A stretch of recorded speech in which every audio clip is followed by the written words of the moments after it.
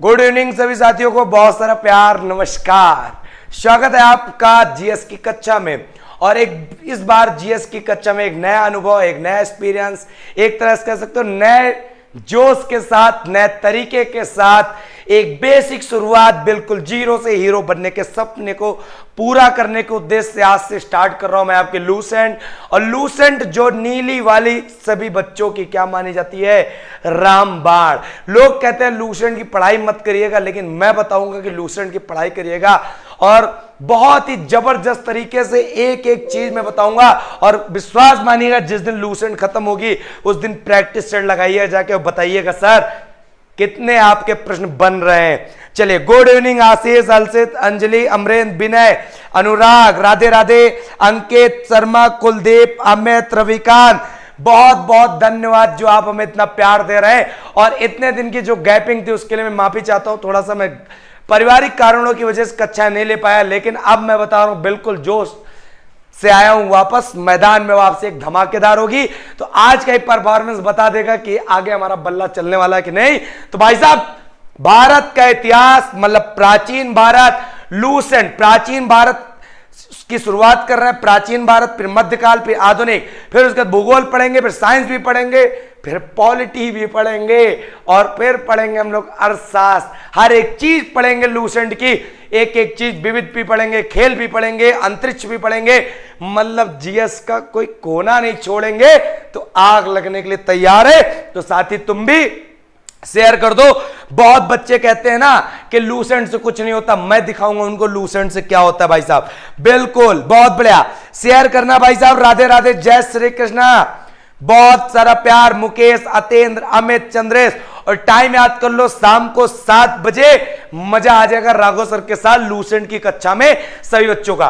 तो प्राचीन भारत लूसेंट की किताब है, नीली वाली, भारत का इतिहास। सबसे पहले किताबें सबके पास है, लेकिन पता किसी को नहीं है पढ़ना क्या है, छोड़ना क्या है।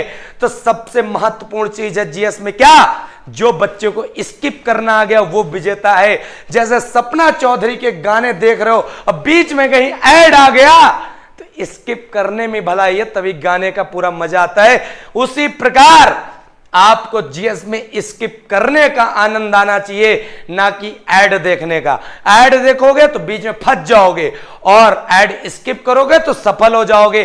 तो भाई साहब, लूसेंट की कक्षा में स्किपेबल क्या छोड़ना है, क्या पढ़ना है, शुरुआत करते धमाकेदार। लूसेंट लूसेंट लूसेंट, भारत का इतिहास, प्राचीन भारत। प्राचीन भारत की पहली यूनिट में बताने से पहले बताना चाहता हूं क्या, तो बात समझना। उत्तर में हिमालय से लेके दक्षिण में कन्याकुमारी समुद्र तक का फैला जो देश है उसको हम लोग भारतवर्ष के नाम से जानते हैं। और भारतवर्ष के नाम कई सारे हैं। भारत देश को भारत नाम पड़ा राजा भरत के नाम पे, और इसका नाम जो पड़ा इंडिया, इंडिया नाम रखा यूनानियों ने, आर्यावर्त भी नाम है इसका, और मुस्लिम इतिहासकारों ने इसका नाम रखा हिंदुस्तान। हिंदुस्तान इसलिए रखा क्योंकि सिंधु नदी बहती थी, सा को वो लोग पढ़ते थे हा, और सिंधु से निकला हिंदू, तो हिंदुस्तान हो गया। क्लियर है, बहुत बढ़िया, क्या बात है। इंपॉर्टेंट क्वेश्चन, हाईलाइट नहीं, पूरा बिल्कुल मजेदार पढ़ेंगे, केवल एक बार शेयर करना धमाकेदार। प्राचीन भारत में सबसे पहले यूनिट हम लोग उठाते हैं क्या, तो याद रखिएगा पहली यूनिट है।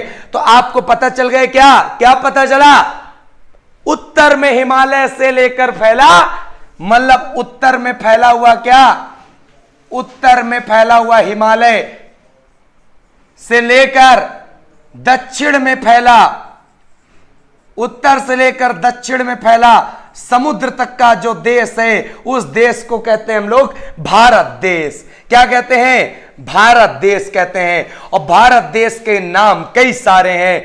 भारत देश का जो नाम है वो भारत किस आधार पे है, तो याद रखिएगा राजा भरत के नाम पे है। राजा, अब एक एक प्रश्न रटवाऊंगा, राजा भरत के नाम पे क्या है, भारत देश है। क्लियर है, फिर यहीं पे याद रखिएगा, क्या याद रखोगे, इंडिया। इंडिया किसने कहा, तो इंडिया याद रखिएगा यूनानियों ने कहा। किसने कहा, यूनानी ने। और याद रखिएगा यूनानी किसे बोलते हैं, तो भाई साहब यूनानी बोलते हैं ग्रीक, ग्रीक, ग्रीक भाषा और प्रेजेंट टाइम में जो ग्रीस बन रही, तो अभी प्राचीन भारत आगे जाके पढ़ोगे वहां पर आपको मिलेगा। भारत पे आक्रमण करने वाली विदेशी शक्तियों के बारे में बताओ। हिंद, यूनानी, शक, पहलो, कुषाण, एक एक चीज न रटवाया तो मेरा भी नाम राघव सर ने याद रखे। बहुत बढ़िया। अच्छा, आप हमें डेली याद करते हैं रविकांत जी, बहुत सारा प्यार, नमस्कार, क्या बात है। राहुल मीना, अच्छा बहुत बढ़िया बेटा, शेयर करना है वीडियो को जबरदस्त तरीके से, मजा आ जाएगा आपको, ठीक है, क्या बात है। चलिए, और इसको हिंदुस्तान किसने कहा? तो हिंदुस्तान कहा किसने? तो हिंदुस्तान कहा भाई साहब किसने? मुस्लिम इतिहासकारों ने। किसने कहा? मुस्लिम इतिहासकारों ने भारत को क्या कहा? हिंदुस्तान। और हिंदुस्तान कैसे कहा? तो एक सिंधु नदी बहती थी, कौन सी? सिंधु, और मुस्लिम लोग सा को पढ़ते थे क्या?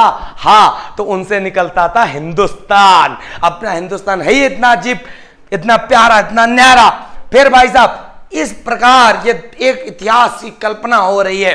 तो लूसेंट के अनुसार इतिहास को हम लोग पढ़ने की दृष्टि से, अध्ययन की दृष्टि से 3 वर्गों में बांटते हैं। वो 3 वर्ग कौन कौन से हैं? तो भाई साहब देखो, इतिहास को जो 3 वर्गों में बांटा जाता है, तो इतिहास को 3 वर्गों में बांटा गया है। तो यहां पे लिखते हैं पहले इतिहास।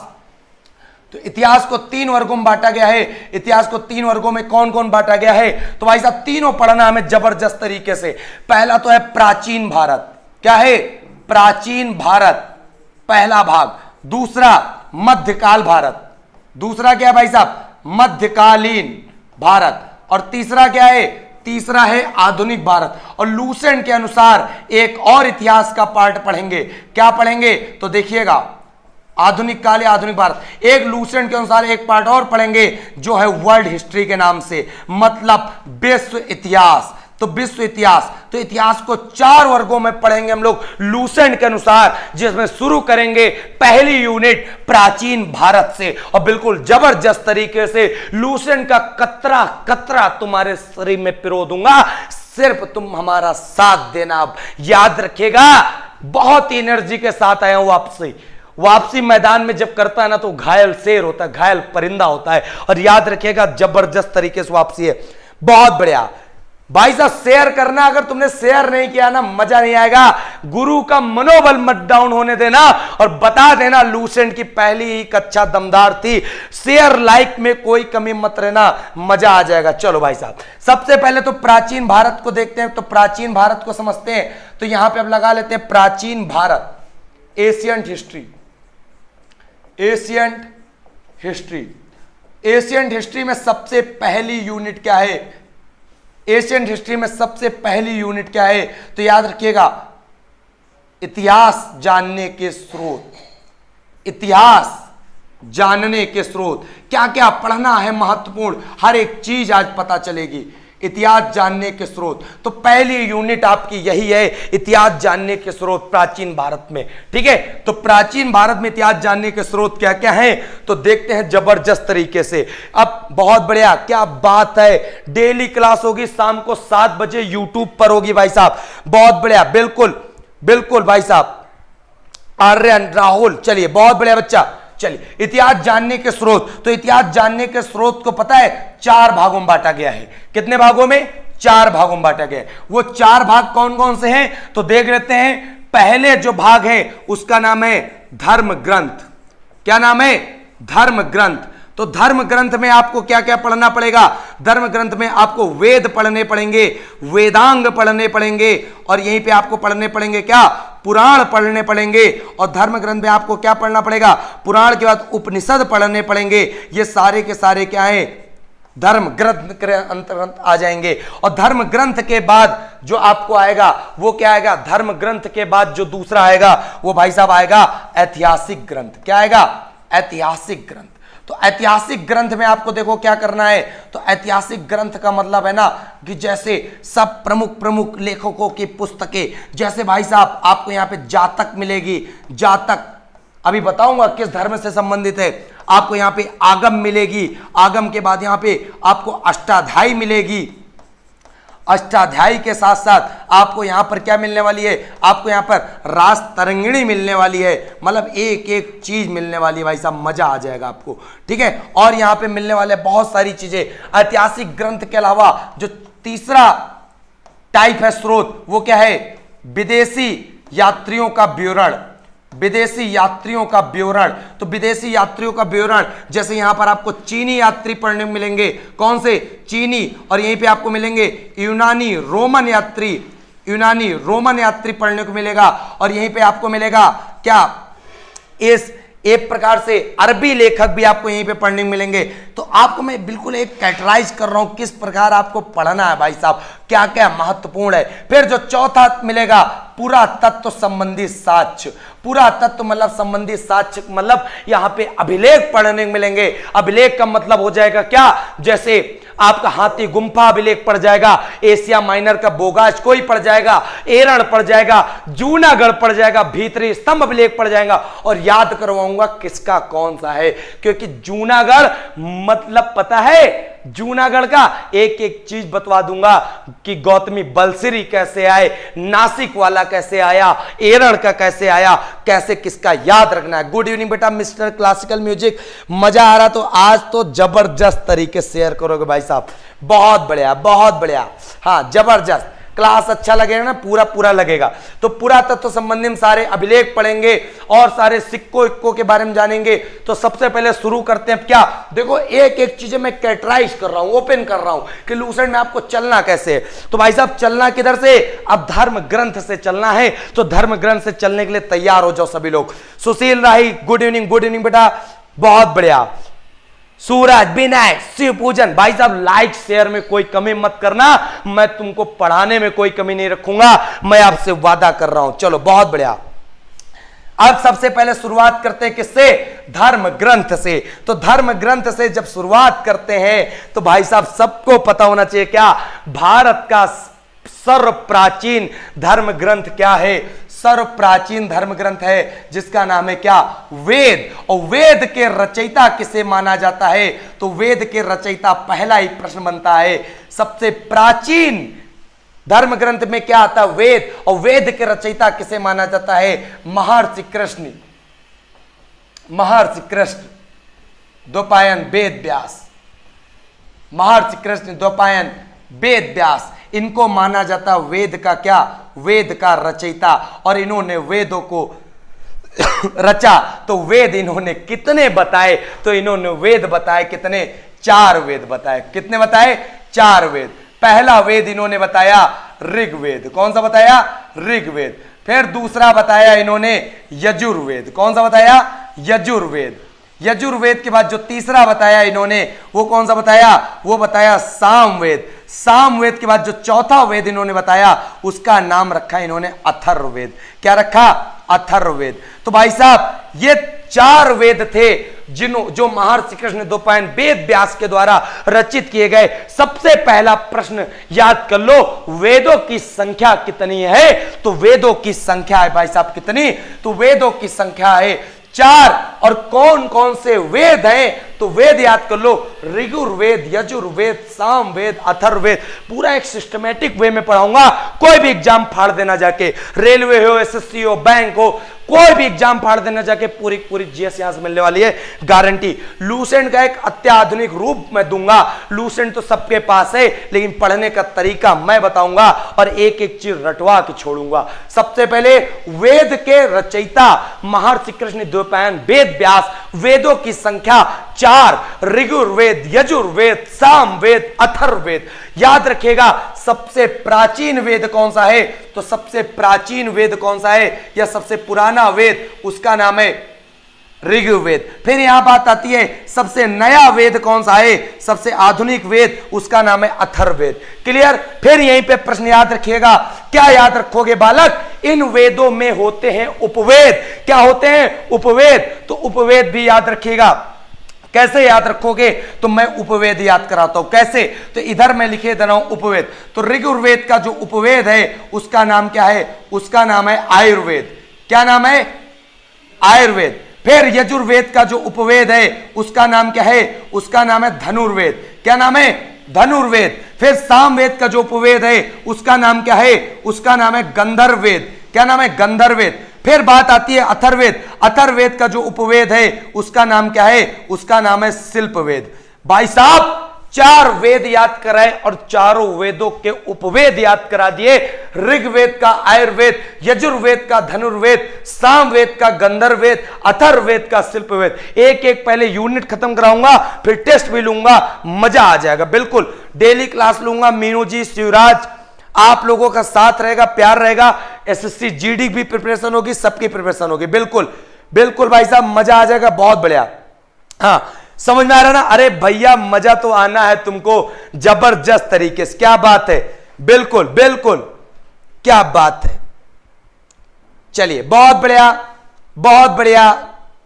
हाँ देखो, एक बालक का कमेंट आ गया देव देसवाल का, वेदों के रचयिता लोमहर्ष उग्र सर्वा, ये कह रहे हैं। भाई साहब एक बार फिर से देखो जाके, वेदों के रचयिता वेद व्यास है कि लोमहर्ष है। याद रखिएगा, लोमहर्ष बेटा पुराणों के माने जाते हैं। ठीक है, चलो बहुत बढ़िया। निहाल पांडे, जबरदस्त जबरदस्त होना। ये तुमको शेयर करना भाई साहब, आग लगानी है। एक एक प्रश्न रटवाऊंगा, याद कर लेना। वेद, अब बात करते हैं। इतनी बात समझ में आई कि नहीं आई? 4 वेद, 4 उपवेद। ऋग्वेद का आयुर्वेद, यजुर्वेद का धनुर्वेद, सामवेद का गंधर्ववेद, अथर्ववेद का शिल्पवेद। सबसे पुराना, सबसे नया। कोई डाउट? No doubt. आगे बेटा, सबसे पहले बात करते हैं ऋग्वेद की, फिर इसको ऊपर सरका दिया। नहीं, ऊपर नहीं सरकाएंगे, इसको करेंगे छोटा। क्या करेंगे? छोटा। तो इससे आराम से यहां साइड में मैं लगा दिया। अब भाई साहब सबसे पहले हम वेद यहां पे लिखते हैं। क्या? सबसे पहले वेद लिखते हैं हम लोग ऋग्वेद के बारे में जानते हैं, ऋग्वेद के बारे में। तो सबसे पहला प्रश्न आता है, सबसे प्राचीन वेद कौन सा? तो सबसे प्राचीन वेद ऋग्वेद। क्लियर? फिर कितने मंडल हैं? मंडल याद कर लो, 10 मंडल। कितने? 10 मंडल। कितने श्लोक हैं? 1028 सूक्त, और सूक्त को ही कहते हैं क्या? श्लोक। और 10,462 ऋचाएं, और ऋचाएं को बोलते हैं क्या? रचनाएं। ठीक, 10 मंडल, 1028 श्लोक या सूक्त, और 10,462 ऋचाएं, मतलब रचनाएं। याद रखिएगा, ऋग्वेद में है। अभी इनको भी प्रश्न बताऊंगा, एक एक प्रश्न। क्या प्रश्न बनेगा? तो पहला प्रश्न समझो, इनकी रचनाओं को पढ़ने वाले को क्या बोलते थे? इनकी जो रचनाएं होती हैं, इनके पढ़ने वाले को क्या कहते हैं? तो इनको पढ़ने वाले को कहते हैं होत्र। क्या कहते हैं? होत्र। याद करते चलना, एक एक रटना है। 10 मंडल में कौन कौन से मंडल प्रमुख है तुम्हारे? तो भाई साहब हम बताते हैं कौन कौन से प्रमुख हैं। बहुत बढ़िया कमेंट आ रहा, क्या बात है, शेयर कर रहे हो। अरे भाई साहब दिल खुश कर दोगे आज तो तुम हमारा, क्या बात है। चलिए, सबसे पहला 10 मंडल में एक मंडल याद कर लो, तीसरा मंडल। कौन सा याद करोगे? तीसरा। तो तीसरे मंडल में क्या है? तीसरे मंडल में जो सूर्य देवता सावित्री है, सूर्य देवता सावित्री, उनको गायत्री मंत्र समर्पित है। तो याद रखिएगा, सूर्य देवता सावित्री को समर्पित मंडल कौन सा है? तो याद रखिएगा, सूर्य देवता सावित्री को समर्पित मंडल तीसरा है। भाई साहब कौन सा है? तीसरा। अब यही प्रश्न आ जाए कि गायत्री मंत्र ओम भूर्भुवस्सुवः तत्सवितुर्वरेण्यं वर्गो देवस्य धीमहि धियो यो न प्रचोदयात्। ये भाई साहब जो गायत्री मंत्र है, और इस मंत्र के उच्चारण से पूरे मन की शुद्धि होती है, आत्मविश्वास बढ़ता है, जोश बढ़ता है। ये हिंदू धर्म की मान्यता है। तो याद रखिएगा, गायत्री मंत्र का उल्लेख किस वेद में? तो गायत्री मंत्र का उल्लेख है भाई साहब किस वेद में? तो याद कर लो, ऋग्वेद में। कौन से वेद में? ऋग्वेद में। एक एक प्रश्न तुमको समझना है, ठीक है। फिर यहीं पे आपको याद क्या करना है? याद कर लेना, 9वें मंडल में क्या है? तो 9वें मंडल में है सोम देवता का उल्लेख। किसका उल्लेख है? सोम देवता का। भाई साहब 10 मंडल, 1028 श्लोक, मतलब सूक्त। सूक्त को हम लोग क्या कहते हैं? सूक्त को ही बोलते हैं श्लोक। और ऋचाओं को क्या कहते हैं? ऋचाओं को ही कहते हैं रचनाएं। और इनकी रचनाओं को पढ़ने वाले क्या कहते हैं? होत्र कहते हैं। बिल्कुल मजा आ रहा ना? क्या बात है भाई साहब, जबरदस्त अंदाज में बैटिंग हो रही है आज तो, ठीक है। और इन्हीं मंडल में तीसरा मंडल सूर्य देवता सावित्री को समर्पित, 9वां मंडल सोम देवता को समर्पित, और याद कर लेना 8वां मंडल किसको? तो हाथ से लिखित हुई रचनाएं होती हैं, तो उन रचनाओं को क्या कहते हैं? तो याद रखिएगा, हस्तलिखित रचनाएं। हस्तलिखित रचनाएं। तो हस्तलिखित जो ऋचाएं हैं या रचनाएं हैं वो किस मंडल में है? 8वें में। और हाथ से लिखी हुई रचनाओं को क्या कहते हैं? तो याद रखिएगा, हाथ से लिखी हुई रचनाओं को कहते हैं क्या? खिल। क्या कहते हैं? खिल खिला खिल। क्लियर? तो भाई साहब तीसरा भी याद हो गया, नवा भी याद हो गया और 8वां भी याद हो गया। और याद कर लो 10वां मंडल में क्या है? 10वां मंडल में है क्या पता है आपको? जो वर्ण व्यवस्था के बारे में बात करते हैं, जो इसको हम लोग क्या कहते हैं? एक प्रकार से वर्णित सूक्त व्यवस्था। क्लियर है? पुरुष सूक्त की बात करते हैं तो पुरुष सूक्त की बात किसमें है? तो याद रखिएगा पुरुष सूक्त की बात है 10वें मंडल में। और पुरुष सूक्त का मतलब इसमें कितने प्रकार के बताए गए? 4, ब्राह्मण, क्षत्रिय, वैश्य, शूद्र। क्या बताए गए? ब्राह्मण, पुरुष सूत्र जो बताए गए, सूक्त मतलब जो बटे हुए हैं जात, एक प्रकार से उनके कर्म के अनुसार बांटा गया था इस व्यवस्था में, पुरुष सूक्त में जो 10वें मंडल में। ऋग्वेद में जो 10वां मंडल है वो एक प्रकार से जातियों का बंटवारा है और ये वर्ण व्यवस्था का बंटवारा है। किस आधार पे? कर्म के आधार पे। तो याद रखिएगा जो पुरुष सूक्त है वो कितने वर्गों में? ब्राह्मण, क्षत्रिय, वैश्य और शूद्र। तो ये हो गया पुरुष सूक्त। क्लियर है? चलो बहुत बढ़िया, मजा आ रहा ना? चलो तो भाई साहब पूरा का पूरा ये ऋग्वेद हमने आपको जबरदस्त तरीके से क्या कर दिया? बता दिया। क्लियर है? गजब, क्या बात है। शिव पूजन निषाद गुड, 100% सही। क्या बात है भाई साहब। फिर देखो एक प्रश्न आता है ऋग्वेद में, इंद्र के लिए कितने रचनाएं की गई हैं या मंत्र की रचनाएं की गई हैं? तो याद रखिएगा इंद्र के लिए 250 और इंद्र से छोटे देवता जिनका नाम है अग्नि। क्या नाम है? अग्नि। और अग्नि के लिए कितनी ऋचाएं? तो याद रखिएगा 200। इंद्र के लिए 250 और अग्नि के लिए 200। एक एक प्रश्न बताएंगे जबरदस्त तरीके से। मजा आ रहा ना? चलिए 7 बजे से लगेगी, 7 बजे से क्लास डेली लगेगी। तो ऋग्वेद के बारे में उम्मीद करते मजा आ गया होगा। सबसे पुराना वेद ऋग्वेद, गायत्री मंत्र ऋग्वेद में कितने मंडल? 10 मंडल। कितने श्लोक? 1028 श्लोक या सूक्त। कितनी रचनाएं? 10,462 रचनाएं मतलब ऋचाएं। और इन रचनाओं को पढ़ने वाले क्या कहते हैं? इन ऋचाओं के पढ़ने वाले कहते हैं होत्र भाई साहब। और मंडल में 4 मंडल प्रमुख हैं। कौन कौन से? तीसरा जो मंडल है ना वो सूर्य देवता सावित्री को समर्पित है। और जो यहां पे 9वां मंडल है वो सोम देवता को समर्पित है। और यहां पे जो 8वां मंडल है वो हस्तलिखित रचनाएं, हाथ से लिखित रचनाओं के लिए, जिनको हम लोग खिल खिला खिल खिल कहते हैं। ठीक है? और जो 10वां मंडल है वो पुरुष सूक्त के लिए, जिसमें ब्राह्मण, क्षत्रिय, वैश्य, शूद्र के बारे में बताया गया है। और ऋग्वेद में इंद्र के लिए 250 मंत्र तथा अग्नि के लिए 200 मंत्रों के बारे में बताया गया है। चलिए बहुत बढ़िया। अच्छा अमृता जी कह रही हैं आपकी हैंड राइटिंग गजब है। थैंक यू बेटा। चलिए बहुत बहुत प्यार बेटा। फटाफट वीडियो को लाइक कर रहा हूं, वीडियो को शेयर करना बिल्कुल मत भूलिएगा। जबरदस्त अंदाज में पढ़ाऊंगा ये मान लीजिएगा। ठीक है? पूरी लूसेंट रटवा के छोड़ूंगा और रटवा के मानूंगा। किसी को मैं बिना रटवाए नहीं छोड़ूंगा। चलो भाई साहब, तो उम्मीद करते हैं ऋग्वेद के बारे में जानकारी सबको परफेक्ट मिल गई होगी और याद हो गया होगा। चलो ऋग्वेद के बाद जब आप नीचे पढ़ते हो तो ऋग्वेद के बाद एक नीचे टॉपिक दिया है। क्या दिया है? ईस्वी तथा ईसा पूर्व। बहुत बड़ा टॉपिक है भाई साहब। बीसी और एडी को बोला गया यहां पर क्या? ईस्वी। और बीसी को क्या बोला गया? ईसा पूर्व। क्या बोला गया? ईसा पूर्व, बीसी को। यह टॉपिक पहले कंप्लीट करना है, भी छोटा सा। एक एक बॉक्स की चीज समझाऊंगा, एक एक चीज, कुछ भी छोड़ूंगा नहीं। कुछ छोड़ दिया तो बेकार है। रटवाना आता नहीं, समझाना आता है मेरे को। ठीक है? चलो बहुत बढ़िया। बिल्कुल बिल्कुल बेटा। वाई ग्रुप सबके लिए, वाई ग्रुप, एक्स ग्रुप सब पढ़ो भाई साहब। ठीक, फिजिक्स मिलेगी वहां पे। सबसे बड़ी बात क्या होती है? बीसी का पहले तो फुल फॉर्म आपको पता होना चाहिए। क्या होता है? Before the Jesus Christ. Before the Jesus Christ कहने का मतलब है जीसस क्रिस्ट की बात कर दिया।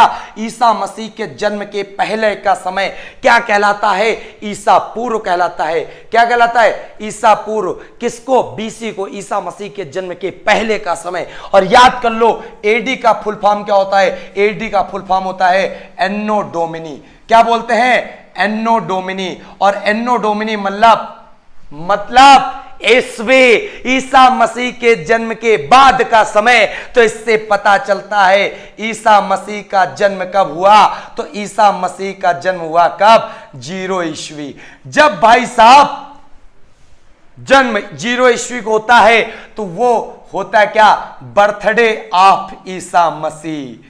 ठीक है, तो ईसा मसीह का जन्म, बर्थडे ऑफ ईसा मसीह। ठीक है, जीसस क्रिस्ट का जन्म कब होता है? 0 ईस्वी को। तो इससे पता क्या चला हमें? इससे पता चला 0 ईस्वी के पहले का समय बीसी, 0 ईस्वी के बाद का समय एडी ईस्वी। जो 2021 चिल्ला रहे हो तो ये 2021 जो है ना भाई साहब, ये ईस्वी है ना कि बीसी। तो इसका मैं एग्जाम्पल मैं तुमको बताता हूं बहुत अच्छे से, हर एक चीज मजे से आएगा। ठीक है, चलो भाई साहब, क्या तो बात समझना मेरे शेर।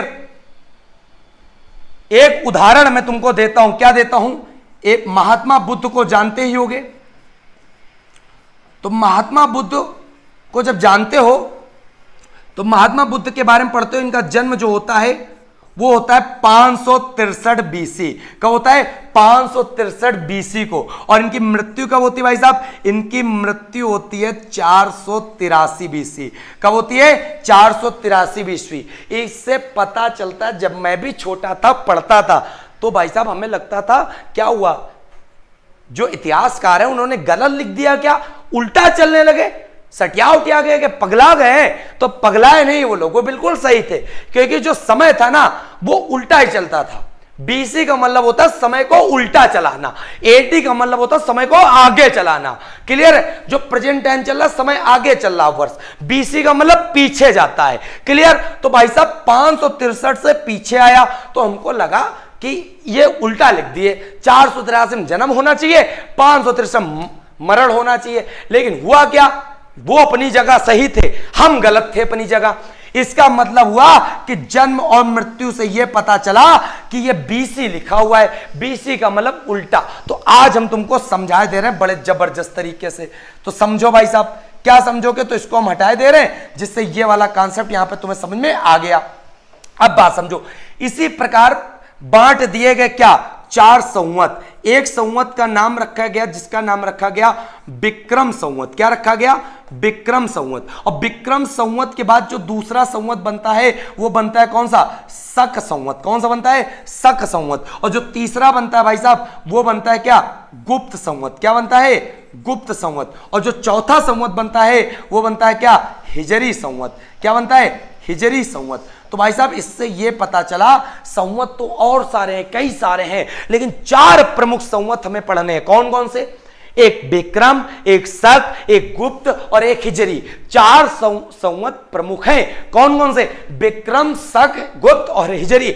4 संवत के अलावा हमें कोई संवत नहीं पढ़ने, क्योंकि पेपर में और कुछ नहीं पूछा जाता। बिल्कुल संगीता बेटा, आज से क्लास स्टार्ट हुई है। वीडियो को लाइक करना मत भूलना अगर मजा आ रहा हो।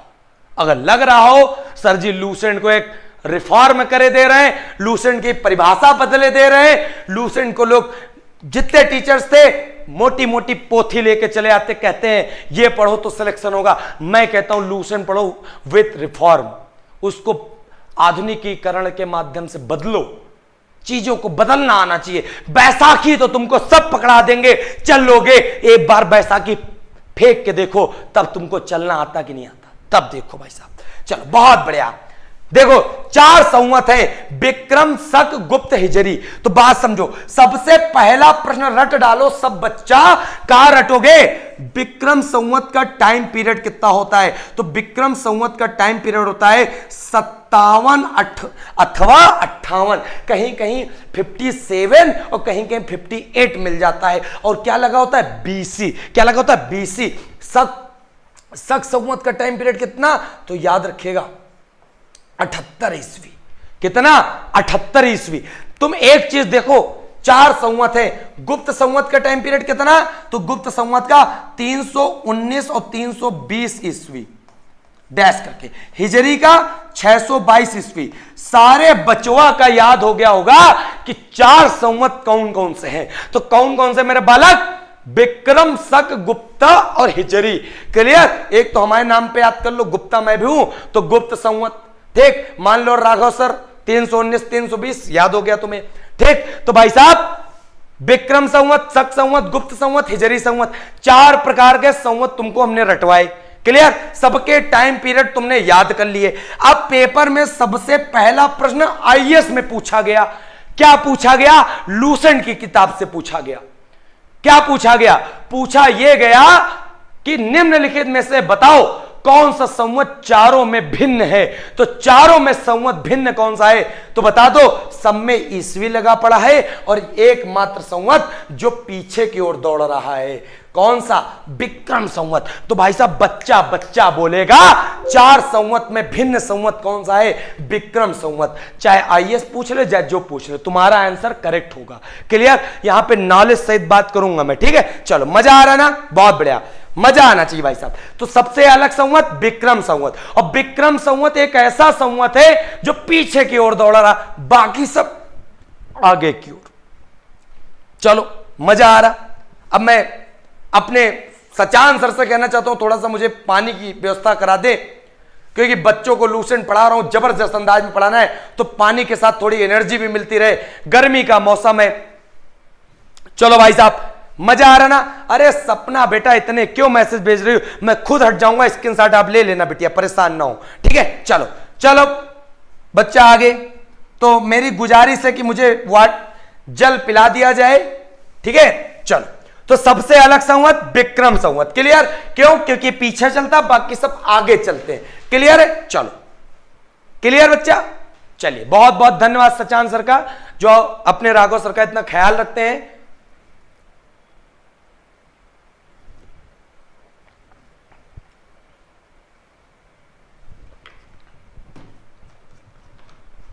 भाई साहब 4 संवत बता दिए। हटके कौन सा है? विक्रम है। कौन सा है? विक्रम है। क्लियर? 3 एक अप्रैल ये। अब देखो इसमें अगला पॉइंट क्या याद रखना, बात आती है तुम्हारे दिमाग में आ रहा होगा जैसे तुम्हारी सब शादी हो जाती है तो तारीख भी याद रखते हो, सन भी याद रखते हो, बार बार उसी तारीख उसी सन के हिसाब से एनिवर्सरी मना लेते हो। क्लियर? या तुम्हारा जन्म दिवस हो जाए, तुम्हारे लड़के का हो जाए, तुम्हारी लड़की का हो जाए। ठीक? या मान लो भाई बहन जिसका भी जन्म दिवस हो, उस दिन जन्म दिवस हुआ हो तो वो मनाते हो बार बार। क्यों? क्योंकि वो स्पेशल था। क्लियर है? तो उसी प्रकार विक्रम संवत, शक संवत, गुप्त संवत, हिजरी संवत भी तो कुछ ना कुछ स्पेशल रहा होगा। तो स्पेशल क्यों रहा भाई साहब?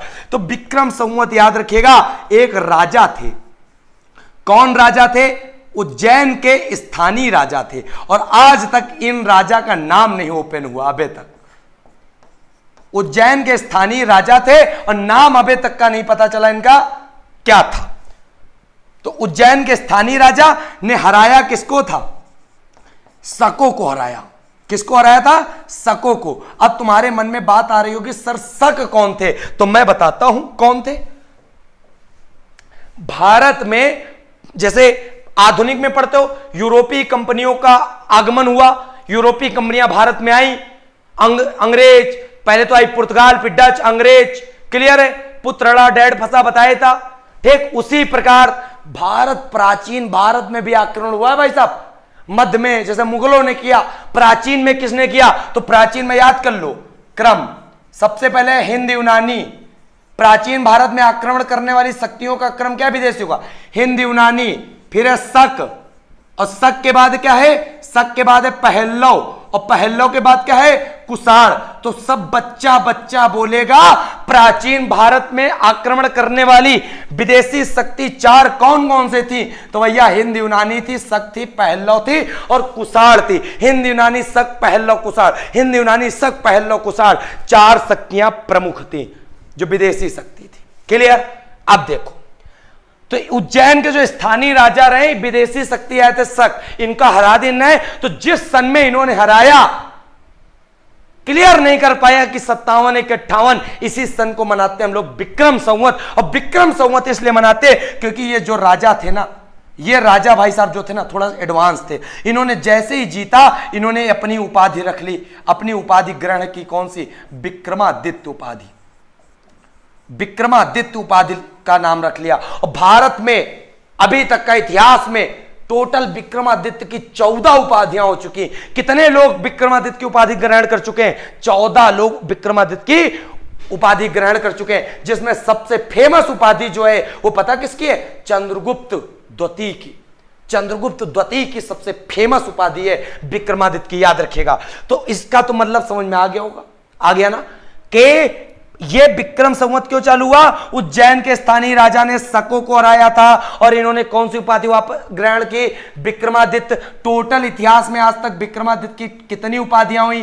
तो 14 उपाधियां आज तक हो चुकी, 14 लोगों ने। तो ये विक्रम के नाम पे विक्रम संवत। क्लियर? फिर भाई साहब शक संवत देखो, क्या देखोगे? शक संवत। शक संवत के सन में 78 ईस्वी में। तो शक संवत ज्यादा कुछ नहीं बताएंगे, बहुत ही सरल तरीके से बताएंगे। आपको पता कैसे? जो एक जो 4 शक्ति तुमको याद करवाया हमने, हिंद, यूनानी, शक, पहलव, कुषाण, एमा एक का तो काम हो गया, एक का तो काम हो गया। उज्जैन के स्थानीय राजा शकन का हरा दिन, तो विक्रम संवत चालू हुआ। क्लियर? फिर इसके बाद एक और काम है का? कुषाण जो वंश के शासक हैं, कुषाण वंश के, तो कुषाण वंश के शासक का नाम रहे, कुषाण वंश के शासक जो हैं, कुषाण वंश के शासक, उनका नाम था कनिष्क। क्या नाम था? कनिष्क। और याद रखिएगा पूरे कुषाण वंश का सबसे प्रतापी शासक, पूरे कुषाण वंश का सबसे ज्यादा प्रतापी शासक पता कौन है? कनिष्क था, कनिष्क। और कनिष्क ने क्या किया? इस सन में इन्होंने एक उपलब्धि हासिल कर ली। क्या? कहीं अब हम गद्दी पर बैठेंगे, तो टीका वीका लगा होगा, माला वाला पहना होगा, सिंहासन बैठे, मुकुट उकुट लगा होगा। तो याद रखना कनिष्क का जिस सन में राज्यरोहण हुआ था या राज्यभिषेक हुआ था, उस सन को हम लोग कहते हैं क्या? शक संवत। क्या कहते हैं? शक संवत। तो दोनों संवत याद हो गए, कौन किसकी वजह से चालू हुआ। तो उज्जैन के स्थानीय राजा ने शकों को हराया, विक्रमादित्य की उपाधि ली, तो विक्रम संवत। कुषाण वंश का शासक कनिष्क ने मुकुट पहना, तो वो क्या हो गया? शक संवत 78 ईस्वी। क्लियर है? क्लियर होना चाहिए। अब सबसे बड़ा प्रश्न, जो तुम्हारा कैलेंडर है, पता कौन सा कैलेंडर है तुम्हारा? ग्रेगोरियन कैलेंडर है। जो अपना कैलेंडर है उस कैलेंडर का नाम पता क्या है? ग्रेगोरियन। और याद रखिएगा ग्रेगोरियन कैलेंडर ऐसा कैलेंडर है जो किस पर आधारित है? किस संवत पे? वो आधारित है शक संवत पे। वो आधारित है किस पे? शक संवत। तो पेपर में प्रश्न आता है, जो भारत का आधुनिक कैलेंडर है ग्रेगोरियन कैलेंडर, किस पे आधारित है? वो आधारित है किस पे? शक संवत पे। क्लियर? याद हो गया? अंग्रेज लोग महीना मनाते हैं 1 जनवरी, आखिरी मनाओ तो दिसंबर, लेकिन तुम्हारा महीना जो ओरिजिनल है हिंदी माह, पहला मंथ कौन सा होता है? तो याद रखिएगा पहला माह जो होता है उसको बोलते हैं क्या? चैत्र। क्या बोलते हैं? चैत्र। जो अंतिम महीना होता है उसको क्या बोलते हैं? तो याद रखिएगा अंतिम माह जो होता है उसको बोलते हैं फागुन। फागुन। भैया एक एक चीज बताएंगे तुमको, एक एक चीज, बेसिक से बेसिक, ऊपर से ऊपर, मजे से मजे, बिल्कुल। बहुत बढ़िया निधि, रविकांत, मैं भाई साहब एक बार जोर लगाओ, शेयर करो, जबरदस्त अंदाज में मजा आ जाए। चलो भाई साहब, पहला महीना हिंदी का चैत्र और अंतिम फागुन। और याद रखिएगा चैत्र शुरुआत कितनी तारीख से होता है? चैत्र की शुरुआत होती है 22 मार्च से। कब से? 22 मार्च की। और फागुन का अंतिम दिन कब होता है? तो फागुन का अंतिम दिन होता है 21 मार्च को। क्लियर? फागुन का अंतिम दिन होता है 21 मार्च और शुरुआत होती है 22 मार्च। मजा आ रहा ना? क्लास बेटा आराधना शाम को 7 बजे आपको मिलेगी। चलो इसको फिर छोटा करते थोड़ा सा, फिर आगे देखते हैं मजे से। ठीक? अच्छा, आपको स्क्रीनशॉट लेना, ले लो बच्चा। मैं आपको स्क्रीनशॉट पहले लेवा दूं, फिर उसके बाद छोटा करते हैं। ठीक? चलो ले लो बेटा, स्क्रीनशॉट भी लेते रहो, सब कुछ आराम से नोट्स बनेंगे, मजा आ जाएगा बिल्कुल। एमटेक कंप्यूटर एजुकेशन उन्नाव, क्या बात है, मजा आ रहा है भाई साहब। उन्नाव में झंडे गाड़ने अपने अब तो।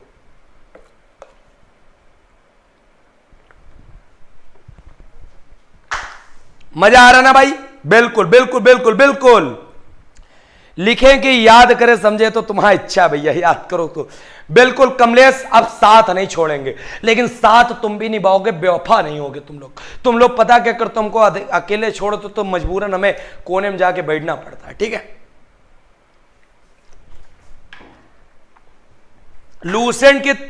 लूसेंट से जीएस में आग लगाएंगे, मैं बता रहा हूं। लूसेंट से जीएस में जितने यूट्यूब है जाके देख लो, लूसेंट की सिर्फ पढ़ी है, बांची गई है। लेकिन अब देखना लूसेंट पढ़ी कैसे जाती, सिखाई कैसे जाती, दिमाग में कैसे रखी जाती, तो मैं सिखाऊंगा तुमको। चलो भाई साहब, सबके लिए बिटिया कंप्लीट रही है, धर्मेश सबके लिए कंप्लीट रहेगा, परेशान ना हो तुम, ठीक है। बस पढ़ते रहो भाई साहब, पढ़ते रहो। चलो अब इसको करते हैं छोटा थोड़ा सा, फिर इसको पहुंचा देते यहां, और जब यहां पहुंचा दिया हमने तो बात समझो बहुत ध्यान से। क्या समझोगे बच्चों? तो विक्रम समझ में आगा, शक समझ में आगा। अब बचा गुप्त संवत। तो गुप्त संवत किसने चालू किया? तो याद रखिएगा, गुप्त संवत चालू किया किसने? चंद्रगुप्त प्रथम ने। चंद्रगुप्त प्रथम ने क्या चालू किया? गुप्त संवत। कौन सा संवत? गुप्त संवत। याद रखिए, हिजरी संवत क्या होता है? तो मुस्लिम धर्म के या इस्लाम धर्म के पैगंबर तो पता ही होगा।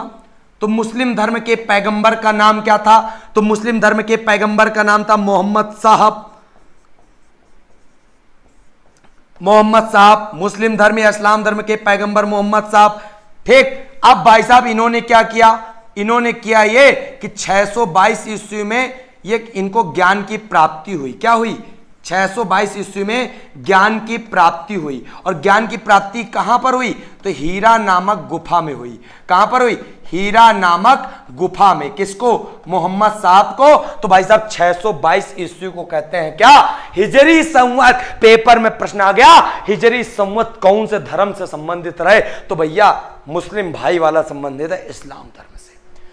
याद रखना, बिल्कुल बिल्कुल। बच्चा दीपक पहली क्लास है, परेशान मत हो, ठीक है। पहली क्लास है, एक एक प्रश्न बताऊंगा मैं तुमको।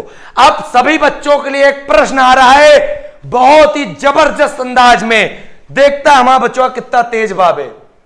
चलो भैया, सबसे पहला प्रश्न तुम्हारे स्क्रीन पे आ रहा क्या? शक संवत एवं हिजरी संवत। हिजरी संवत के मध्य कितने वर्ष का अंतर है? के मध्य कितने वर्ष का अंतर है? देखते हैं कितने बालक बताते हैं कितने वर्ष का अंतर है। जल्दी से बताओ भैया, कौन बताएगा? देखते हैं कौन बाजी मारता है। स्टडी एंड फिटनेस, बिल्कुल बिल्कुल, बहुत बढ़िया। दीपांशु, किलर किलर किलर, क्या बात है भाई साहब। हाँ, मैथ की क्लास होगी बच्चों 8:30 बजे। अम्बुसर SD यादव तबाही मचावे आ रहे हैं मिश्रण लिख के, ठीक। चलो जल्दी बताओ, शक संवत और हिजरी संवत के मध्य अंतर जल्दी बताओ बच्चा, बहुत बढ़िया। बिल्कुल, लूसेंट की आज पहली क्लास है। अच्छा, आ गया आंसर, क्या बात है मेरे शेर। देखो हिजरी संवत, देखो सभी बच्चों का गलत आंसर आ रहा। पता क्या गलत आ रहा? अभी हम बताते हैं गलत क्या आ रहा आपका। भाई साहब शक संवत टाइम पीरियड कितना था? 78 ईस्वी। और हिजरी संवत का कितना था? 622 ईस्वी। दोनों के बीच अंतर पूछ रहा। ईस्वी सेम है, तो 622 में घटा कितना दो? 78। तो 12 में 8 के कितना बचा? 4। 11 में 7 के 4। यहां कितना बचा? 5। 544 साल का फर्क है शक संवत और हिजरी संवत के बीच में। ये IAS में प्रश्न पूछे जावती तरह। क्लियर? चलो बहुत बढ़िया। 544, क्या बात है। ज्योति अहिरवार, क्या बात है। सी ऑफ नॉलेज, मजा आ गई बच्चा। सर्वेश के एडिटिंग, क्या बात है। आशीष, बहुत बढ़िया बहुत बढ़िया। सबको मजा आएगा ना? अगला प्रश्न पूछते हैं, अब देखते हैं कितने बालक बताते हैं, मजा आ जाएगा। शक संवत एवं विक्रम संवत के मध्य अंतर बताओ। शक संवत एवं विक्रम संवत के मध्य अंतर कितने वर्ष का है? के मध्य अंतर कितने वर्ष का है? देखते हैं कौन बचवा इस बार बाजी मारा था वहां। चलो बहुत बढ़िया, राजा नंदन। क्या बात है, क्या बात है। चलिए सभी लोग मैथ की क्लास में आज जुड़ना, क्योंकि एसएससी जीडी का प्रारंभ हुआ है। तो आज एसएससी जीडी के लिए लूसेंट की क्लास और मैथ में एसडी यादव आतंक छाएंगे जबरदस्त तरीके से। 7 बजे जुड़ना न भूलो हमसे, और 8:30 बजे मिलना है अम्बुज सर से, जो मैथ ऑफ विजार्ड। क्लियर, बहुत बढ़िया।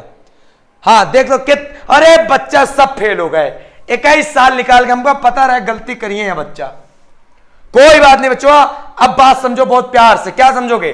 शक संवत मतलब 78 ईस्वी है, मतलब 78 ईस्वी है। विक्रम संवत मतलब बच्चा 57 बीसी है, 57 बीसी है। क्लियर?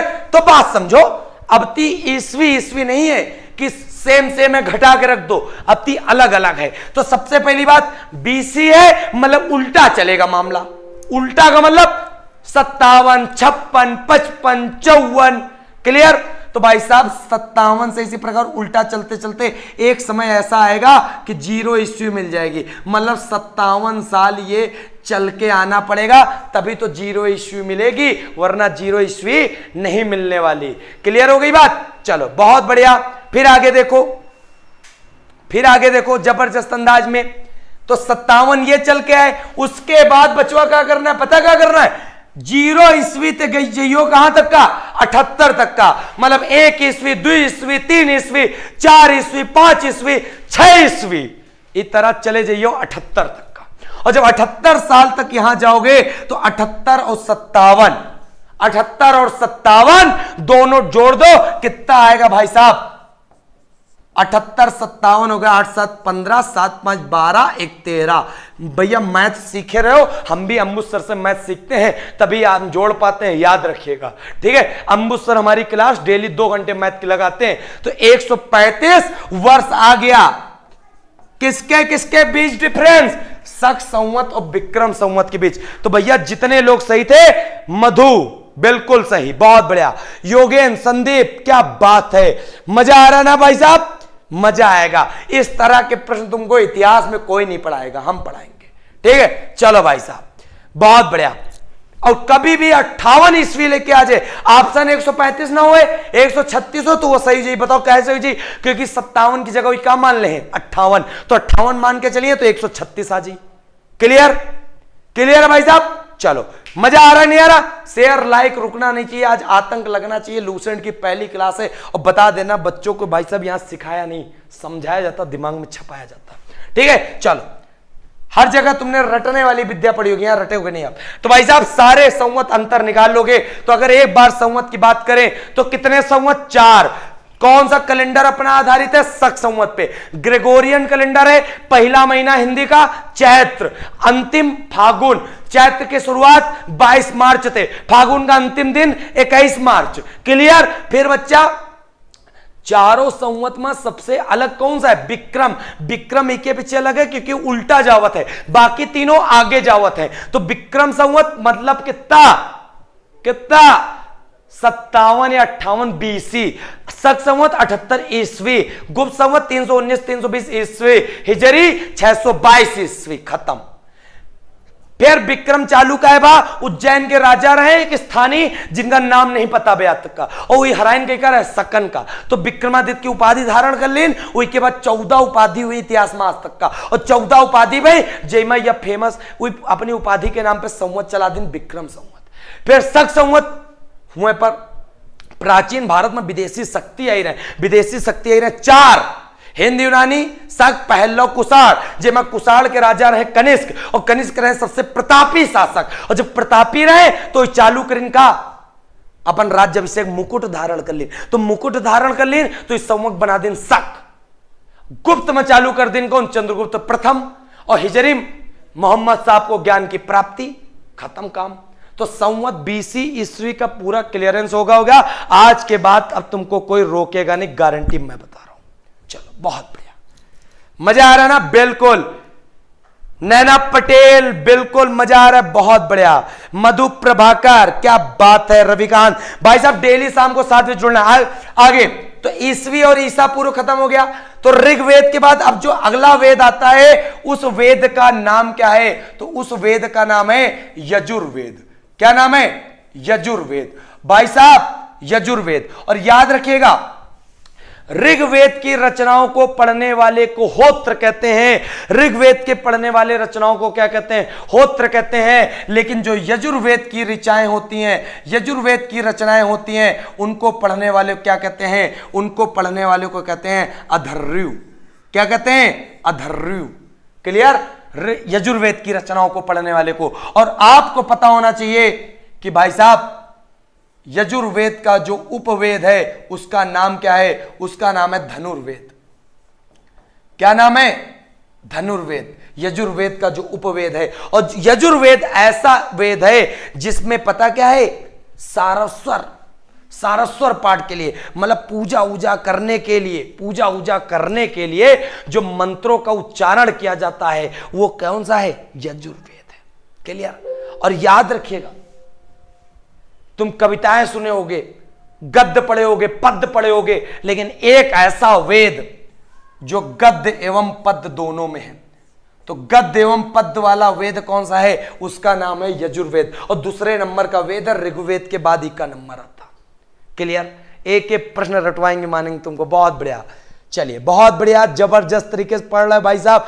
क्या बात है, क्या बात है। मजा आ रहा है, मजा आ रहा। बिल्कुल बिल्कुल बिल्कुल मजा आ रहा ना भाई साहब? बिल्कुल भाई साहब, बहुत बढ़िया। चलिए अब अगला वेद देखते हैं। अच्छा, आनंद ही आनंद, परमानंद भाई साहब, क्या बात है। चलिए भाई साहब अगला वेद, छोटे छोटे वेद हैं, यह है अगला तीसरे नंबर का वेद, जिसका कहते हैं सामवेद। क्या कहते हैं? सामवेद। ठीक। और सामवेद की ऋचाओं को पढ़ने वाले क्या कहते हैं? तो सामवेद की ऋचाओं को पढ़ने वाले कहते हैं क्या? पता? उदात्र कहते हैं। उदात्र। क्या कहते हैं? उदात्र कहते हैं। सामवेद को पढ़ने वाले क्या कहते हैं? ऋचाओं को पढ़ने वाले को उदात्र कहते हैं। याद रखिएगा। और सामवेद ऐसा वेद है जिसमें संगीत के बारे में है। तो संगीत का जनक कौन सा वेद कहलाता है? तो संगीत का जनक सामवेद कहलाता है। और सामवेद का उपवेद कौन सा है? तो सामवेद का उपवेद का नाम है गंधर्व वेद। क्या नाम है? गंधर्व वेद। देखो कुल लूसेंट के अलावा भी जानकारी जोड़ेंगे जिससे पेपर तुम्हारा फंसे ना भाई साहब। अगर पेपर फंस जाएगा तो मजा नहीं आएगा, ये मान चलो। ठीक है, चलिए बहुत बढ़िया। बिल्कुल है ना, फंसना नहीं चाहिए तुम्हारा पेपर। तुम्हारा पेपर फंसेगा दुख हमें होगा। बिल्कुल मजा आ रहा ना। तो कौन सा वेद जो संगीत का जनक है? सा से संगीत, सा से शाम, सा से संगीत, सा से शाम, और शाम को ही गाना आता है जबरदस्त। भाई साहब इनकी ऋचाओं को पढ़ने वाले को उदात्र कहते हैं। और इस वेद, इसके उपवेद का नाम गंधर्व वेद है। तो इस प्रकार याद रखिएगा जबरदस्त तरीके से। अगला वेद एवं अंतिम वेद कौन सा है? तो अगला एवं अंतिम वेद के बारे में देख लो। अगला एवं अंतिम वेद देख लो, उसका नाम क्या है? तो भाई साहब उसका नाम है, जो अंतिम वेद है उसका नाम है अथर्ववेद। क्या नाम है? अथर्ववेद। क्लियर? तो अथर्ववेद जो है सबसे नया वेद है। और यह वेद ऐसा है जिसमें जादू टोना, वशीकरण, जादू टोना, वशीकरण, बलिदान आदि सारे मंत्रों का उच्चारण जिसमें होता है उसको कहते हैं अथर्ववेद। और याद रखिएगा अथर्ववेद की रचनाओं को पढ़ने वाले क्या कहते हैं? तो अथर्ववेद की रचनाओं को पढ़ने वाले क्या कहते हैं? ब्रह्मा कहते हैं। क्या कहते हैं? ब्रह्मा कहते हैं। याद रखिएगा जबरदस्त अंदाज में कि अथर्ववेद की रचनाओं को पढ़ने वाले क्या कहते हैं? ब्रह्मा। ये आपको लूसेंट में नहीं मिलेगा। ठीक। फिर बात आती है कि अथर्ववेद के उपवेद का क्या नाम है? तो अथर्ववेद के उपवेद का नाम है जिसको कहते हैं क्या? शिल्प वेद। क्या कहते हैं? शिल्प वेद कहते हैं। किसके? अथर्ववेद के उपवेद को शिल्प वेद कहते हैं। जबरदस्त अंदाज में याद रखिएगा। और याद रखिएगा अथर्ववेद एक ऐसा वेद है जो बालिका होती हैं, कन्या होती हैं, उनके जन्म की निंदा करता है। ये कन्या के जन्म की निंदा करने वाला वेद कौन सा है? तो याद रखिएगा, कन्या के जन्म की निंदा करने वाला वेद का नाम है, उसको कहते हैं क्या? अथर्ववेद। क्लियर? क्लियर भाई साहब? फिर यहीं पे याद रखिएगा, अथर्ववेद एक ऐसा वेद है, याद रखिएगा, जब से प्रेजेंट टाइम में देवता हम लोग इंद्र देवता मानते, उसी प्रकार अथर्ववेद में देवता माना जाता था। पता किसको? अथर्ववेद में देवता माना जाता था प्रजापति को। देवता यहां किसे कहा जाता था? देवता कहा जाता था प्रजापति को। किसको कहा जाता था? प्रजापति को। और प्रजापति की 2 पुत्रियों का उल्लेख किस वेद में मिलता है? तो प्रजापति की 2 पुत्रियां और कोई नहीं, एक पुत्री का नाम था सभा और एक पुत्री का नाम था समिति। याद रखेगा, सभा और समिति 2 पुत्रियां थी। कौन से देवता की? प्रजापति की। और प्रजापति जो देवता हैं वो कौन से वेद में है? याद रखेगा, अथर्ववेद में। भाई साहब मजा है ना? क्या बात है, क्या बात है, तुमने गर्दा उड़ा दी भाई साहब, क्या बात है। लाइक शेयर तो आग लगा दी। बिल्कुल भाई साहब, बिल्कुल लाइक शेयर भाई, ठोक दो एक बार लाइक शेयर। आज पहली क्लास लूसेंट की तबाही लेकर आ रही है, बहुत बढ़िया, जबरदस्त, क्या बात है। बिल्कुल बिल्कुल भाई साहब। अच्छा हाँ, लाइक कर रहे हो, जबरदस्त लाइक कर रहे हो, क्या बात है मेरे शेर, जबरदस्त। चलिए, मजा आ रहा ना? मजा तो आएगा ही भाई साहब, मजा काहे नहीं आएगा। फिर समझो, वेदों का पूरा झाम खत्म। अब वेद के बाद जो अगला धर्म ग्रंथ पढ़ेंगे उसका नाम है वेदांग। क्या नाम है? वेदांग। क्लियर है? अच्छा, सीएम जी कह रहे हैं राघव सर के लिए ठोको लाइक। भाई ठोको ठोको ठोको लाइक भाई साहब। चलो बहुत बढ़िया। जिसको नौकरी पाना है फिनिक्स एकेडमी आना है। अब सरकारी नौकरी लगेगी तुम्हें आसान, क्योंकि फिनिक्स एकेडमी तुम्हारे लिए क्या कर रहा है? दिन रात एक करने वाला है। चलिए बहुत बढ़िया। एनटीपीसी क्या बच्चा, कोई भी एग्जाम दे जाएगा, सारे एग्जाम में आएगा। बिल्कुल बच्चा, बहुत बढ़िया, क्या बात है, क्या बात है। चलिए हाँ, देखो वेदों को भली बात समझने के लिए अब बताओ, अब बात समझो बहुत ध्यान से बच्चों। क्या समझोगे? समझ लो, वेद पढ़ लिए, पढ़ लिए। वेद के बाद जो नंबर आ रहा धर्म ग्रंथ में वो आ रहा वेदांग। कैसे? बहुत लोगों को वेद नहीं समझ में आते। जब अंबू सर आपको मैथ पढ़ाते हैं तो बहुत लोगों को ट्रिक नहीं समझ में आती, फिर उनको एक्स वाई वाला अपना ब्रह्मास्त्र जैसे निकाले तुमको समझ में आ जाता है। ठीक उसी प्रकार सेम टू सेम मामला। क्या? तो भाई साहब, वेदों को भली भांति समझने के लिए, वेदों को भली भांति समझने के लिए, भली भांति समझने के लिए जो रचना की गई उसका नाम है वेदांग। और वेदांग की संख्या है कितनी? 6। और याद कर लो वेदांग कौन कौन से हैं। सजान सर यूपीएस ऑन करिए आपके। अंबू सर, चलिए बहुत बढ़िया। हाँ बेटा, थोड़ा सा लाइट के इशू है, आराम से, कोई दिक्कत नहीं है। यूपीएस ऑन कर दो। यूपीएस बंद कर गए थे ना? हाँ तभी तो वो आवाज कर रहा है। कोई नहीं बेटा, थोड़ा सा बस लाइट का इशू है।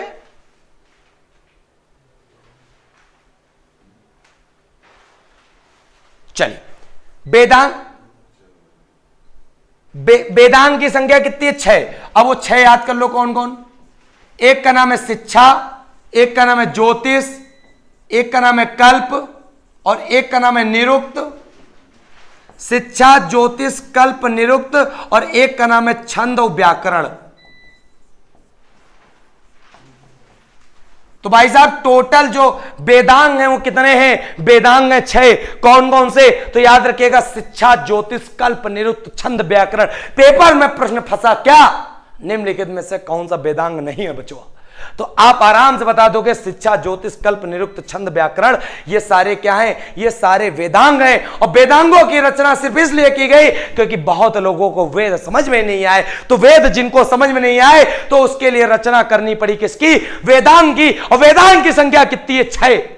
शिक्षा, ज्योतिष, कल्प, निरुक्त, छंद, व्याकरण। रट लो, दिमाग में बिल्कुल बैठा मारेंगे, मानो। ठीक, इतनी बात समझ में आ गई? इतनी बात समझ में आ गई? एसएससी जीडी की बात कर, हम तुमका बनाना चाह रहे हैं ऑफिसर और तुम बने जा रहे हो सिपाही। सिपाही तो बनबे करिए भाई साहब। ठीक, चलो बहुत बढ़िया। आलोक जी, सरवन, तेजवीर, आशुतोष, सभी बच्चों को समझ में आ रहा है, बहुत बढ़िया। आज आपकी पहली क्लास है प्रिया जी, अच्छा लग रहा है आपको, बहुत बढ़िया, क्या बात है।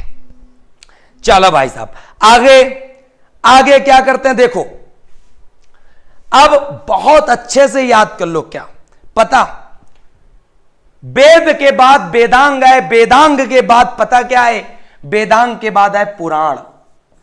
पुराण पुराण पेपर में रट लो। वेद कितने 4, वेदांग कितने 6, पुराण कितने 18, याद कर लो, क्लियर। अब पुराण है 18 और पुराण के रचयिता किसे माना जाता है, तो पुराण के रचयिता याद कर लो बच्चा, एक का नाम था लोमहर्ष। लोमहर्ष भी इनके रचयिता हैं, किसके, पुराण के, या इनके पुत्र जिनका नाम है उग्रसर्वा। उग्रसर्वा, इनके पुत्र उग्रसर्वा या लोमहर्ष पुराण के रचयिता माने जाते हैं, कई के पुराण के। और पुराण की संख्या कितनी मानी जाती, 18, ठीक है। उन पुराणों में 5 पुराण जो हैं वो सिर्फ राजा की वंशावली संबंधित है, बाकी कौनों नहीं संबंधित है, क्लियर। और 5 पुराण है, मत्स्य है, वायु है, विष्णु है, ब्राह्मण है, भागवत है, क्लियर। 5 पुराण ऐसे हैं जो राजा की वंशावली संबंधित है, बाकी कुछ नहीं। तो बात समझो हम आप बहुत ध्यान से, यहां पर पुराण में याद कर लो, एक पेपर में बहुत अच्छा प्रश्न आता है, सबसे प्राचीन पुराण, सबसे पुराना पुराण कौन सा है, तो बच्चा बच्चा बोलेगा, मछली वाला सबसे पुराना पुराण है जिसको कहते हैं मत्स्य पुराण। मत्स्य पुराण जो है सबसे प्राचीन पुराण है 18 पुराणों में, और यही पेपर में छपता हुआ प्रश्न है, याद कर लो। अब यहां प्रश्न आता है कौन सा पुराण किस वंश से संबंधित है, मैं रटवाता हूं तुमको कैसे। सबसे पहला प्रश्न आता है विष्णु पुराण, कौन सा आता है, विष्णु पुराण। पेपर में प्रश्न आता है विष्णु पुराण भैया कौन से वंश से संबंधित है, तो विष्णु भगवान का देखे होगे ऊपर लगाते हैं मुकुट, और मुकुट में लगा होता मोर का वंश।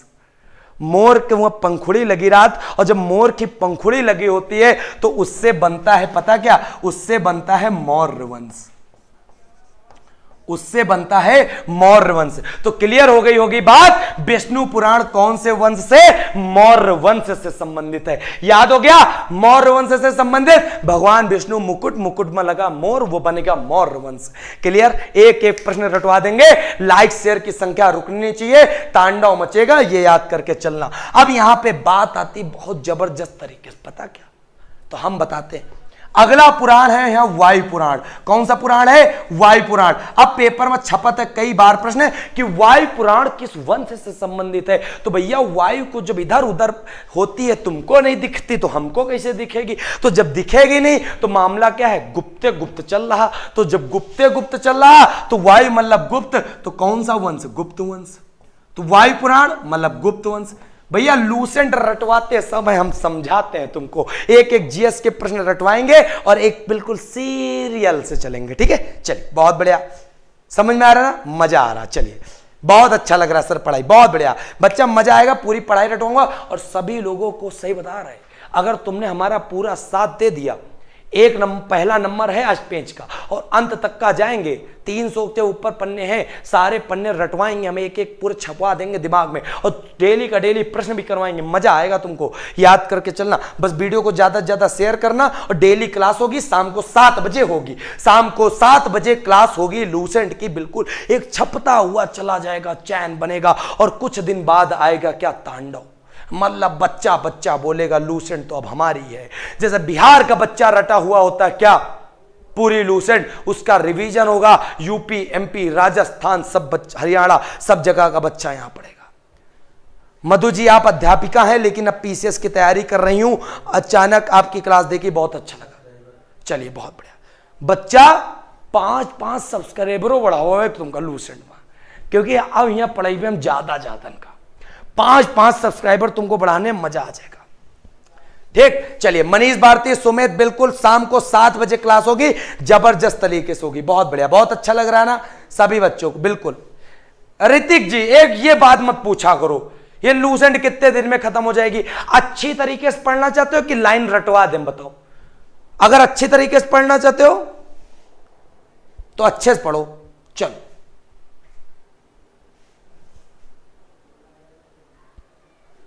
अरे Ambu sir Ambu sir, Ambu sir, थोड़ा सा अंबू सर को बुलाइए।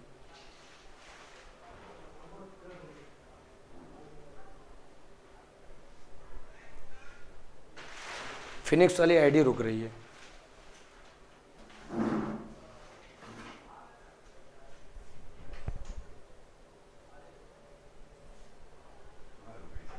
चलो देखते रहो 2-3 मिनट।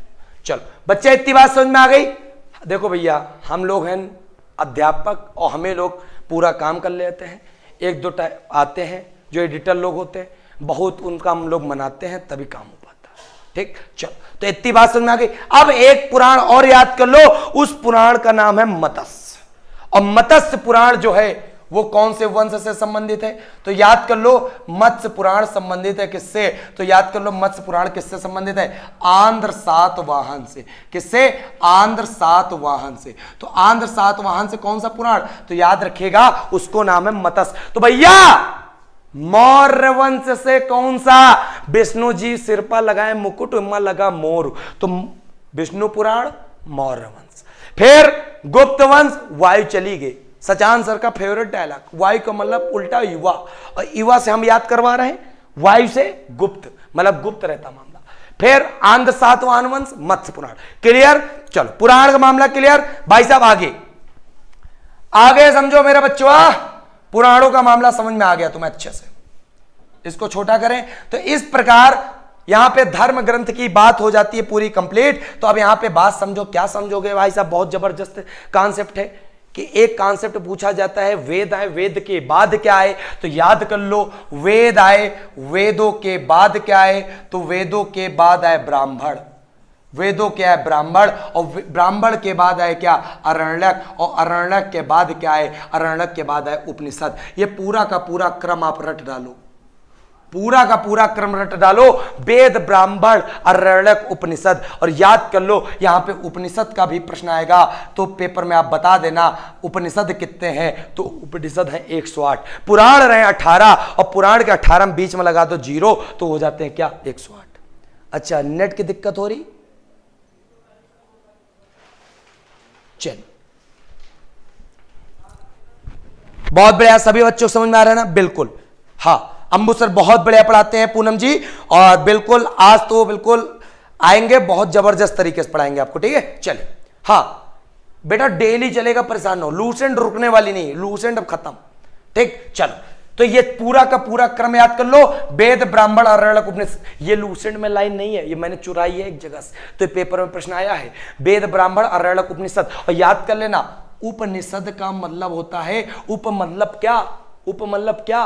पास, मतलब निकट, गुरु के समीप, गुरु के समीप बैठकर ज्ञान प्राप्त करना, गुरु के समीप बैठकर ज्ञान प्राप्त करना, यह उपनिषद का मामला है। 108 संख्या है। और याद कर लो, सबसे छोटा उपनिषद जिसका नाम क्या है? जिसका नाम है छंदोग्य उपनिषद।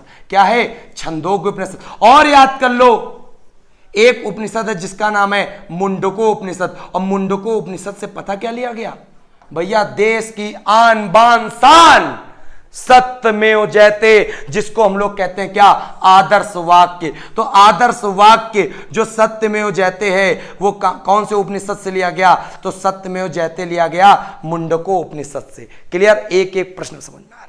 हाँ, लूसेंट में ये नहीं मिलेगा, तभी तुम बता रहे हैं तुमको, ये कुछ चीजें हैं मैं बता रहा हूं जो पेपर में आती हैं, तो अलग से भी तुमको बताऊंगा। तभी तो हमने कहा लूसेंट का रिफॉर्म करेंगे, छपवाएंगे नहीं, न रटवाएंगे, समझाएंगे, याद करवाएंगे, ये हमारा टारगेट है। क्लियर है भाई साहब? फिनिक्स वाला देख लो भैया। चलिए चलिए, बिल्कुल क्लियर है सब बच्चों को? बहुत बढ़िया। अच्छा, धमाल मचा दिया विदित जी, क्या बात है। तो भाई साहब लाइक, 5 सब्सक्राइबर फटाफट जोड़ दो, क्योंकि 8:30 बजे हम मुस्तर आपको मिलने वाले हैं तबाही के साथ। ठीक है, चलो बहुत बढ़िया, जबरदस्त तरीके से मजा आ गया ना? चलो बहुत बढ़िया। हाँ तो भाई, हाँ बच्चा पूछ रहा है कि कौन से ब्राह्मण में स्त्री को पुरुष का अर्धांगिनी बताया गया है, तो याद कर लो उस ब्राह्मण का नाम है सतपथ ब्राह्मण। सतपथ ब्राह्मण में स्त्री जो है, स्त्री को पुरुष का अर्धांगिनी बताया गया है।